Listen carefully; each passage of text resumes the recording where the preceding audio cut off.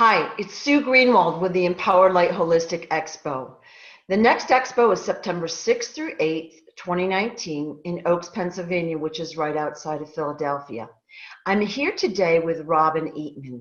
Robin will be speaking Saturday at 4 p.m. in the Awaken Room on animal communication, and she'll have a booth at the Expo all weekend doing readings.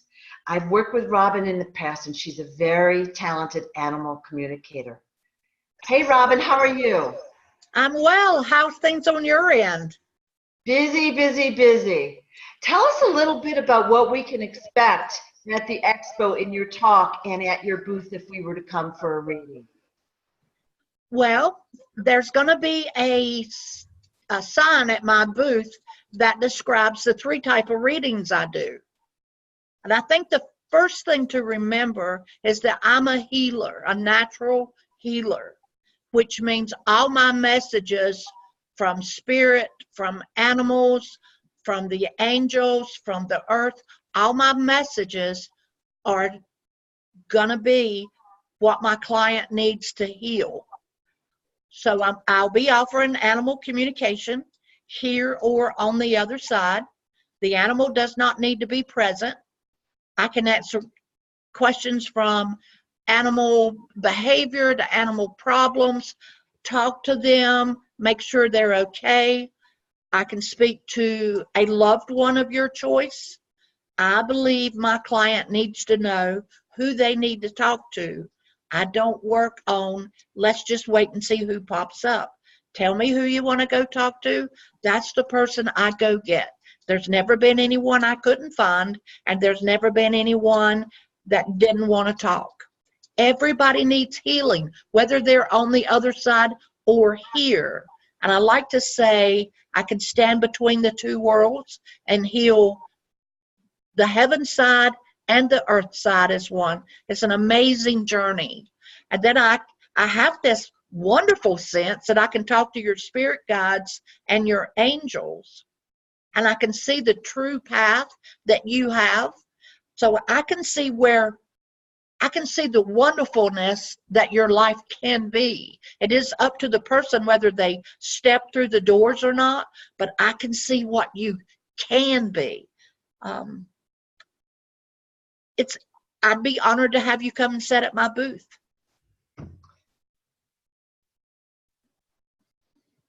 It sounds very exciting, Robin, and I like the fact that you can give the person that comes to the booth a little bit of guidance. Like most people want to do what they're meant to do, or they're not quite sure what it is, and they might be taking baby steps, but it's really good for them to get that reassurance. Well, it really is. I have clients, and here's every medium works differently. Every medium works differently. So I have a lot of clients that come and sit down at my booth, and when I ask them, what do you do for a living?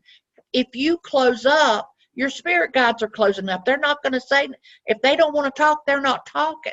So I'm going to ask the little key questions, and while it's not that I'm listening to your questions, that's when your spirit guides will either come up with, no, let's not go that route, or let's go this route over to the left a little bit. So it is, if you will be open with me, your guides will be open, and then it's a wonderful, most of the time, people just need a little tweaking, so to speak.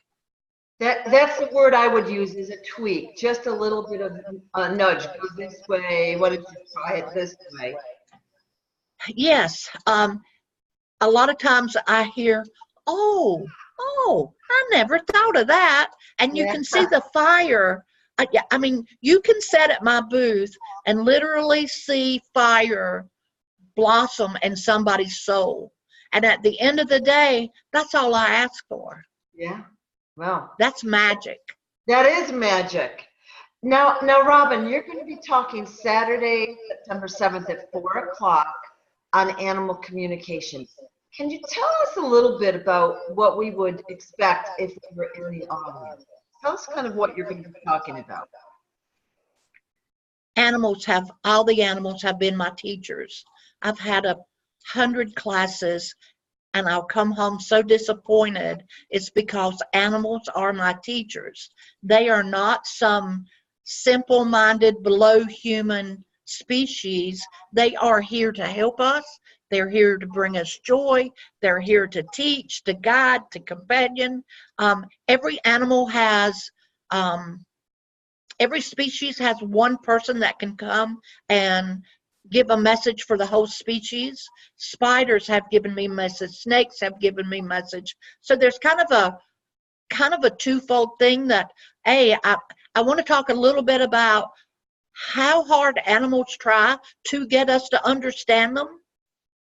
I want to talk about what each individual animal, well, not all of them, but some, what they mean.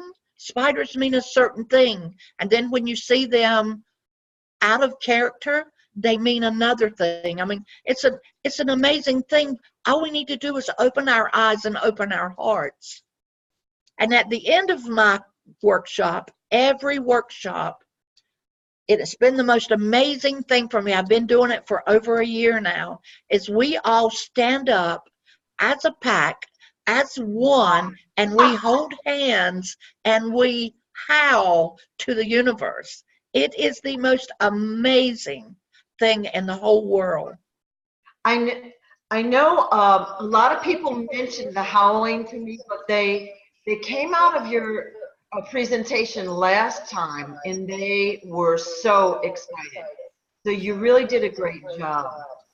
And I know a lot of people, of course, they love their pet.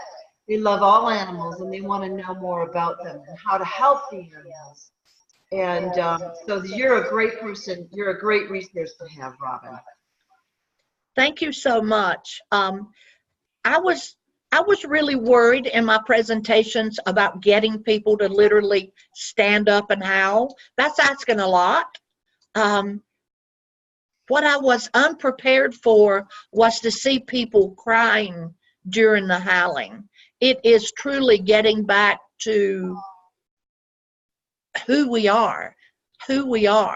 And people with their pets, the animals mostly, not mostly, the animals usually tell me what they like about best, what they like best.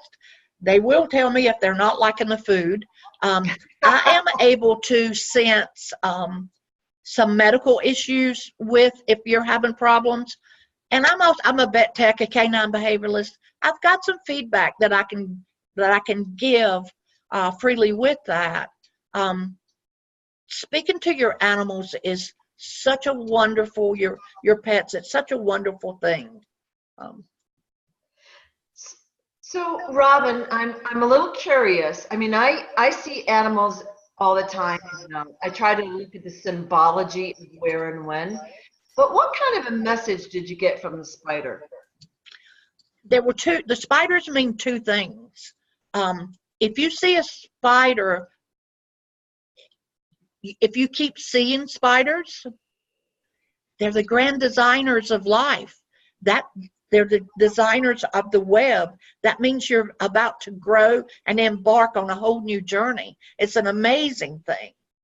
And they also, if you keep seeing a spider, I kept seeing one in the same spot every time I'd go, I live one with harmony with everything. So if there's a spider in my house, he's just in my house. I kept seeing him the same spot and the same spot. Do you want help going out? No. Same spot 3 or 4 more times. And finally I sat down and looked at him and said, what is your message for me? And he said, Robin, learn to be still like me. Because my mind is so rampant. I'm hyper. And I thought, wow, well, that's going to be a hard thing. But the next time I went in the room, the spider was gone. He just came to give me that message. And I'm working on learning to be still like the spider. So if you're seeing an animal, you can look and see what exactly that animal represents. Like the raccoons mean, look at all the different faces that you have that you're not using. like if person was a multitask person, they're not using all of the faces. But then if you really keep seeing that spider or that raccoon, what's your message? What's your message? Right. Right. Well, that is really exciting. I'm one of those people that try to get the bugs out of the house. I'll put them out the door and tell them to not come back inside. But I've never I'm really gonna need a little bit of help with that question. I didn't quite hear it. I just made a comment that I am one of those people that try to get the bugs out of the house without killing them. I put them on a tissue or a paper and I get them out. And I tell them not to come back inside. Can you re-say it? Yeah, okay. Well, let's do another, yeah. Okay. So Robin and I are having technical difficulties today. So she can't hear me, although we can hear her. So I'm using my phone too, which causes feedback. So we're just trying to do this the old-fashioned way. So Robin, I appreciate your time. So if somebody were to come to your booth, let's say for a reading with animal communication, they would need to bring a picture of their animal or their pet. And it could be a live pet or deceased. Is that correct? Do you hear me? I can't hear you, Sue. Okay, I'll answer that question since I know the answer. All right, can you hear me now? I can. Oh my God! All right, so what I just asked is people need to bring a picture of their pet, and the pet could be alive or deceased. It helps me a little bit, and I don't know how this works, but if you'll bring a photograph that I can see their eyes without the flash, it gives me instant access. If you don't have a photograph, I'll just write down their name and write down the breed. I can go find them, but with a photograph, I don't have to go find them. It's just there. So you really want to see their eyes? Yeah. Because if you give me a photograph, I'm just going to blow it up to where I can see their eyes, and somehow I slip into the eyes into the body of the animal. All right. Well, I know so many people that have pets that would love to communicate with their pet, and then of course we have the pets that have been, that have passed along, and we always feel guilt, regret, and longing for that pet. Here is where I would really ask people that have this kind of sadness to come to my lecture or sit down at my booth. If your heart is heavy from having to help an animal cross over, please, please come see me. Please come see me. This is one of my specialties. Please sit down. Right. Well, Robin, thank you so much. So for those that would like to visit Robin, she'll be there all weekend, mingling and talking and advising. And she works with people in addition to animals, but her specialty and her love and passion is animals. And she'll be speaking at 4 o'clock, Saturday, September 7th, in the Awaken Room on animal communication. Thank you, guys. I hope to see you there. Thank you, Robin. I appreciate it. Thank you, Sue.